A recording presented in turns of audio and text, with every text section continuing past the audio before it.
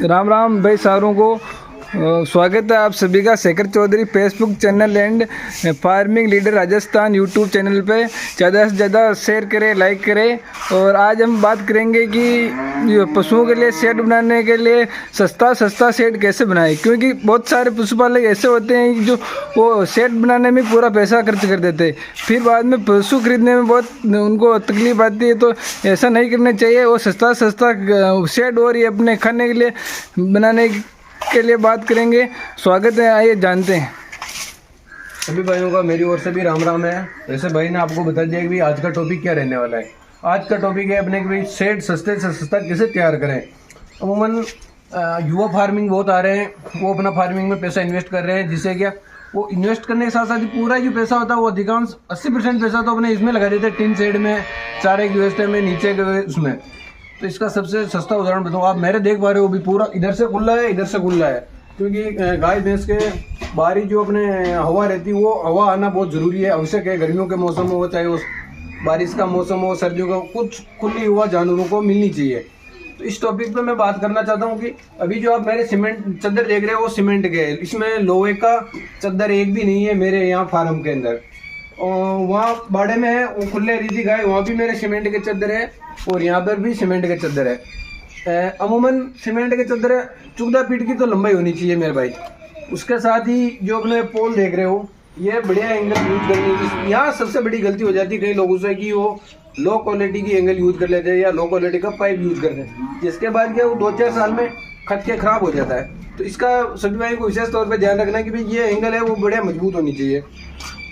अब मैं आपको कारण बताता हूँ कि लोहे के चद्दर में और प्लास्टिक ये अपने सीमेंट के चद्दर में क्या फ़र्क है, क्या अंतर है। सबसे बड़ा मार्जिन तो होता है इसमें रेट का भाई, क्योंकि रेट लोहे के चद्दर की ज़्यादा होती है।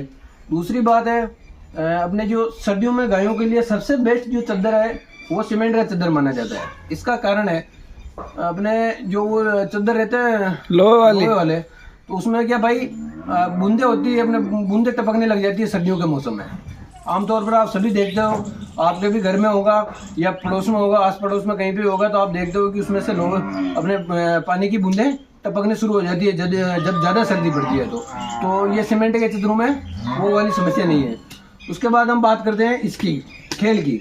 तो भाई वो खेल में भी कोई ज़्यादा विशेष काम नहीं किया मैंने, पीछे बाउंड्री करवाई छोटी सी है और उसके साथ ही मैंने अटैच में अपने खेल वाला सिस्टम दे दिया। मेरे तो अभी क्या ज़्यादा हाइट नहीं है, जिसकी वजह से मैं ऊपर से खुला रख रहा हूँ, बारिश में ज़्यादा परेशानी नहीं होती है। तो अब खेल के बारे में बात करेंगे हम भाई। तो इस खेल की जो आप लंबाई देख पा रहे हो वो लंबाई तकरीबन 2.5 फीट हाइट होनी चाहिए, इससे ज़्यादा की हाइट नहीं होनी चाहिए। उसके बाद ज़्यादा हाइट होगी तो पशुओं को चारा खाने में दिक्कतों का सामना करना पड़ेगा। उसके बाद हम अगले टॉपिक आते हैं, जो पशुओं के लिए एक कड़ी बांधने की व्यवस्था होती है। ये सबसे मुख्य इंपॉर्टेंट टॉपिक है मेरे भाई, इसको ध्यान से सुनना, क्योंकि इसमें क्या अमूमन लोग बाग बहुत बड़ी गलती कर जाते हैं, इसको सही सेटअप नहीं कर पाते हैं और साल भर में ये निकलने लग जाती है, जैसे कि पूरी खेल खराब हो जाती है, तरेड़े मारने लग जाती है, टूट जाती है, टाटी गिर जाती है नीचे। तो वो समस्या सबसे बड़ी समस्या है। तो इसको ध्यान रखना कि भी सबसे इम्पोर्टेंट चीज़ बता रहा हूँ भाइयों, ध्यान लगा के सुनना। यहाँ से लगा के यहाँ तक इसकी जो चौड़ाई है वो अपने पत्थर में, प्योर पत्थर में हो रखी नीचे। और ये जो कुंडी लगी हुई है इसके मैंने क्रॉस का निशान लगाए हुए हैं, ताकि वो क्रॉस के निशान उसके बाद इसकी चुनाई अपने पत्थरों में की हुई तो वो उसमें फंसे हुए हैं, जिसके कारण क्या पशु चाहे इसको कितना भी खींचे ये बाहर नहीं निकल पाएगी और नहीं ये टूट पाती है। नहीं टूटने का डर भी नहीं है, बाहर निकलने का डर भी नहीं है। उसके बाद हम बात करते हैं भाई ऊपर वाले पोजीशन की क्या है। तो भाई मैंने यहाँ डबल ईड लगा रखी है लंबी ऐसे लंबाई में, जिसके कारण अगर खड़ी सिंगल है वो खड़ी वाली साइड में लगाएंगे तो डबल लगाएंगे तो ज़्यादा हाइट होगी, और उसको हम आडी भी नहीं लगा सकते क्योंकि इसकी मोटाई ज़्यादा हो जाएगी। मोटाई ज़्यादा होने से भी पशुओं को चारा खाना में दिक्कत का सामना करना पड़ेगा।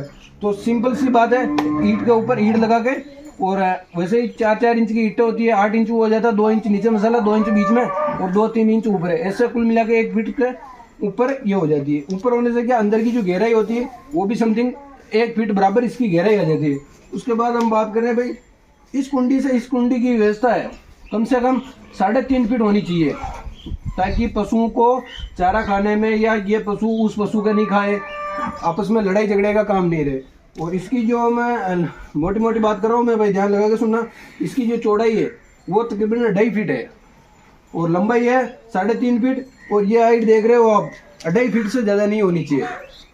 और कुंडी जब लगाओ ना आप तो होती कोशिश ऊपर की साइड रखना। अगर यहाँ कुंडी लगाओगे आप तो रस्सी ज़्यादा लगेगी, रस्सी ज़्यादा लगने से क्या होगा, ये गाय इस गाय के पहुँचेगी, यहाँ पहुँचाएगा अलावा इसके भी यहाँ पहुँचेगी, तो इसको थोड़ा ऊपर लगाओ तो क्या रस्सी कम बचेगी, गाय केवल यही पूछेगी, दूसरी गाय के नहीं पूछेगी।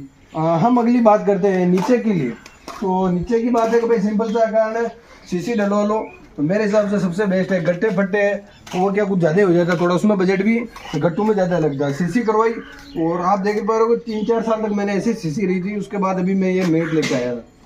मेट भी चलो ठीक है लिया है मैं, भाई की कोई सीसी पे कोई विशेष फर्क नहीं पड़ने वाला है। गाय भैंसों को बैठने में कोई तकलीफ नहीं होती है। 3 साल तक मेरे बिना मेट के गाय भैंसे रही हुई है। इसी के साथ सभी भाइयों को धन्यवाद। एक बार हमारा हौसला अफजाई करने के लिए चैनल पेज को लाइक फॉलो सब्सक्राइब जरूर करें, ताकि हम आपके लिए आगे इससे बढ़िया से बढ़िया वीडियो लेके आए। धन्यवाद सभी भाइयों को।